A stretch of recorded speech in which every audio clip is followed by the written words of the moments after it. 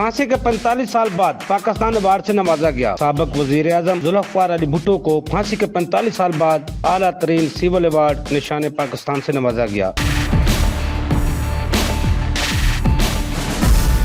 ذوالفقار علی بھٹو کا ایوارڈ ان کی صاحبزادی ثنا بھٹو نے وصول کیا اور بھٹو کے سیاسی اور قومی خدمات کے تذکرے پر ثنا بھٹو اپنے جذبات پر قابو نہ رکھ سکیں اور آپ دیدہ ہو گئیں۔ At the end of the meeting, I said that I'd like to hug my father goodbye. He'd been the president, the prime minister. He'd brought them back from the camps of India. They wouldn't even open the cell doors for me to kiss him goodbye.